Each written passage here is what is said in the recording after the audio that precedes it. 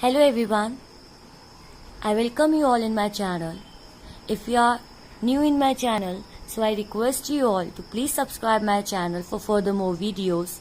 Here, it's a brief introduction about me. My name is Ayushi Jain.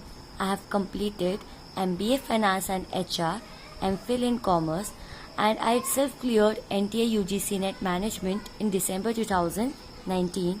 So let's start today's lecture, where I will explain it to you demand and its types, assumptions, exceptions and law of demand. So let's start today's video. So बेटा आप लोग बताइए that desire का मतलब क्या होगा? क्या desire हमेशा demand में convert होगी? It's not necessary that हमेशा जो आपकी desire है वो हमेशा ही demand में convert होगी. Here desire कुछ भी हो सकती है, ठीक है? Desire कुछ भी हो सकती है. That we आपको कार चाहिए, आपको एरोप्लेन चाहिए, आपको अपना पर्सनल जेट चाहिए, ये आपकी डिज़ायर हो सकती है. लेकिन इट डजंट मीन आप उतना पे करने का आप कैपेबल हो. Okay, if you are willing to pay, if there is some willingness. Okay, ज़रूरी क्या है कि क्या होनी चाहिए? विलिंगनेस होनी चाहिए. If you are willing to buy, okay, so ये आपकी क्या बन सकती है? वांट बन सकती है कि भाई मैं खरीदना चाहती हूँ. I am willing to buy. Okay, लेकिन जिस पॉइंट ऑफ टाइम पर मैंने उसे परचेज कर लिया तो क्या क्रिएट हुई? डिमांड क्रिएट हुई. ठीक है, so what is actually demand? What is actually demand? If desired backed by sufficient purchasing power and willingness to spend. Listen, आपके पास सफिशिएंट परचेजिंग पावर तो है. If you are having purchasing power, आप खरीद तो सकते हैं. And you are ready to spend, जरूरी क्या है? आप खर्च करने के लिए रेडी भी हैं. ठीक है, so what is demand? Purposely what is demand? Desiredness to buy, willingness to pay for it and ability to pay its price. That is called as demand. So demand क्या रहा आपका? एक बार हम लोग वापस देख लेते हैं what is demand.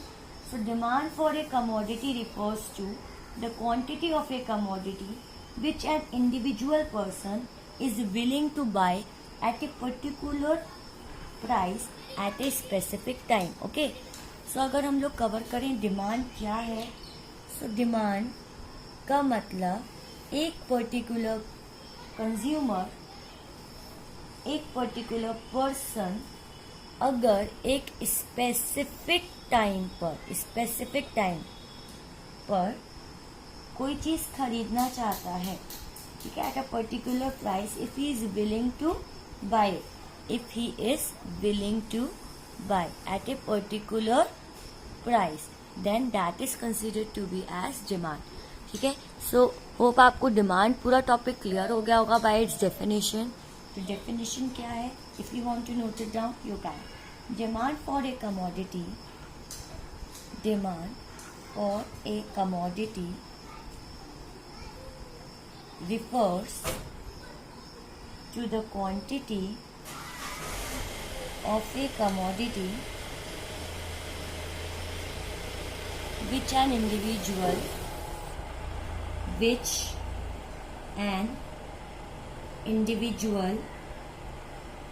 person is willing to buy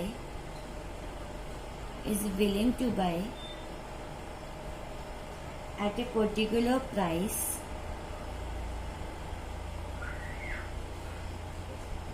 at a specific time. तो यह आपका क्या हो गया? डिमांड हो गया. सो अब हम लोग बात कर लेते हैं लॉ ऑफ डिमांड की. ठीक है, यहाँ तक डिमांड टॉपिक आपका, डिमांड की डेफिनेशंस हो गई. ओके, अब हम लोग बात करते हैं law of demand. So purposely आपका लॉ ऑफ डिमांड है क्या?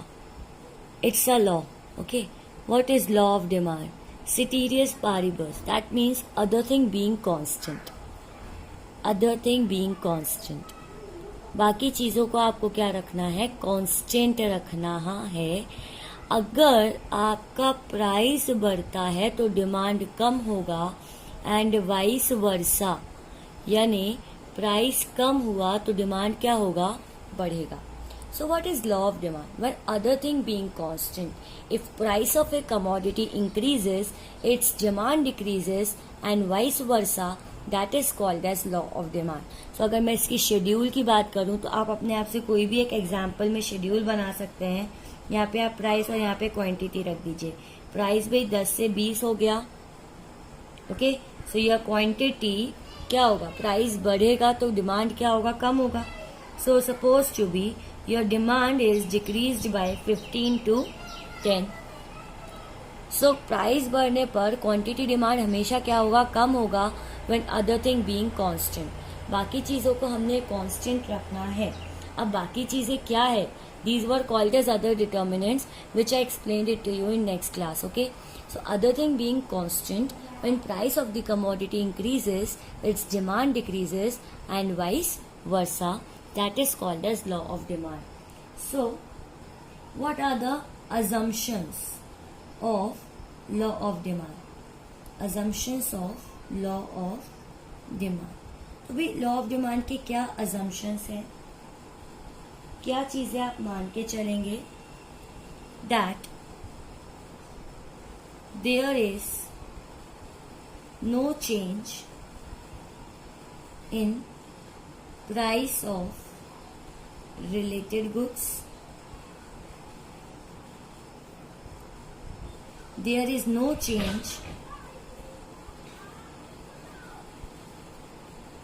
इन taste and preferences.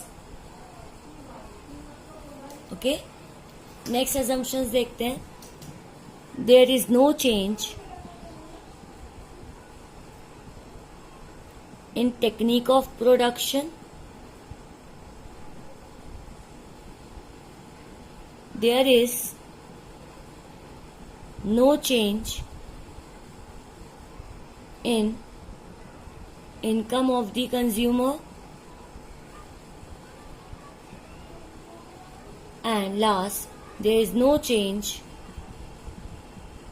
in expected future price. तो ये आपके क्या हो जाते हैं, assumptions हो जाते हैं कि प्राइस ऑफ रिलेटेड गुड्स मतलब सब्स्टिट्यूट गुड्स और कॉम्प्लीमेंट्री गुड्स में कोई चेंज नहीं होना चाहिए. टेस्ट एंड प्रेफरेंसेस में कोई चेंज नहीं होना चाहिए. टेक्निक में कोई चेंज नहीं होना चाहिए. And there should be no change in income of the consumer and there should be no change in expected future price. तो ये आपके क्या हो जाते हैं, assumptions हो जाते हैं. ठीक है, and now comes to exceptions. बात कर लेते हैं exceptions की. exceptions of the law of demand. कब आपका लॉ ऑफ डिमांड फेल हो जाएगा, कब ऐसा नहीं होगा कि प्राइस बढ़े तो डिमांड क्या हो, कम हो. ऐसा कब पॉसिबल है कि प्राइस बढ़े तो डिमांड कम हो. ये तो ऑलवेज होता है, ये तो हमने लॉ ऑफ डिमांड में पढ़ लिया है. लेकिन अगर मैं कहूँ कि प्राइस बढ़े और डिमांड भी बढ़े, ये आपका हो जाता है एक्सेप्शन की कैटेगरी, कि जब आपका law of demand properly work नहीं कर रहा है. ठीक है, सो एक्सेप्शंस में आपका पहला पॉइंट आता है ignorance. That ignorance, many people considered highly priced commodity to be as a good quality. कई लोग होते हैं जिनको क्या लगता है कि ऐसे गुड्स जिनकी कीमतें ज्यादा है मतलब उनकी क्वालिटी भी अच्छी होगी. So out of that ignorance they are ready to pay for it. Okay, so product if it is costly then only they will create demand. So this point is considered to be as ignorance. Now move to next point. आपका second point कहलाता है emergencies. People buy more goods at higher price, fearing shortage of commodities. So कई बार उनको ऐसा लगता है कि कोई गुड्स क्या है, शॉर्टेज में है, थोड़े दिन बाद वो नहीं मिलेगा. So वो क्या करते हैं, इमीडिएटली वो क्या करते हैं, डिमांड ज्यादा करने लगते हैं. ऐसे पॉइंट ऑफ टाइम में प्राइसेस अगर ज्यादा भी है तो भी वो ज्यादा डिमांड क्रिएट करते हैं in the situation of emergencies.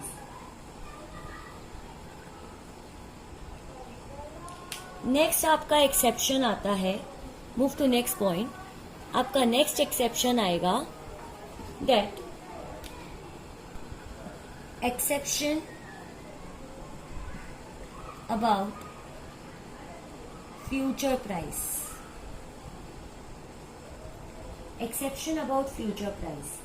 So when the buyer expects prices to rise in future, जब ये जो बायर है वो क्या एक्सपेक्ट करेगा, वो ये एक्सपेक्ट करेगा कि फ्यूचर में प्राइसेस क्या होने वाले हैं, बढ़ने वाले हैं. तो आज अगर प्राइस थोड़े बहुत ज़्यादा भी हैं, दे विल क्रिएट डिमांड, क्योंकि फ्यूचर में तो और बढ़ने वाला है. सो इट्स बेटर कि अभी भी थोड़ी बहुत कीमत ज़्यादा है तो अभी ही खरीद लिया जाए. So that is called as exception about future price.